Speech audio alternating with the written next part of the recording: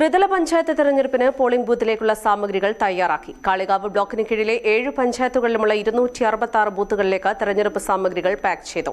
Block ജീവനക്കാർ, village extension ഓഫീസർമാർ എന്നിവരാണ് പോളിംഗ് സാമഗ്രികൾ പാക്ക് ചെയ്തത്.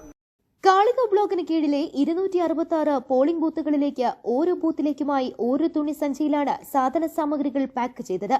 വോട്ട് ചെയ്യുന്നതിനുള്ള 48 സാധനങ്ങളാണ് ഓരോ തുണിസഞ്ചിയിൽ നിറച്ചിരിക്കുന്നത്. ഇതിൽ വോട്ടറുടെ കയ്യിൽ പുരട്ടുന്ന മഷി മുതൽ കെട്ടുനൂൽ വരെ ഉൾക്കൊള്ളിച്ചിട്ടുണ്ട്. ബ്ലോക്കിൽ തയ്യാറാക്കിയ ഉപകരണ കിറ്റുകൾ അഞ്ചച്ചവടിയിലെ വോട്ടെണ്ണൽ കേന്ദ്രത്തിലെത്തിക്കും. 10-ാം തീയതി രാവിലെ മുതൽ വോട്ടിംഗ് മെഷീൻ അടക്കം വിതരണം ചെയ്യും. എല്ലാ പോളിംഗ് ഉദ്യോഗസ്ഥരും അഞ്ചച്ചവടിയിലെ കേന്ദ്രത്തിലെത്തി EVM അടക്കം എല്ലാ വസ്തുക്കളും കൈപ്പറ്റുകയും ചെയ്യും. 11-ാം തീയതി വോട്ടിംഗ് തീർന്നതിനു ശേഷം വോട്ടിംഗ് മെഷീനുകളും ബാക്കിയുള്ള വസ്തുക്കളും അഞ്ചച്ചവടിയിലെ കേന്ദ്രത്തിലെത്തിക്കണം. ഇവിടെ വെച്ചാണ് വോട്ടെണ്ണൽ നടക്കുക.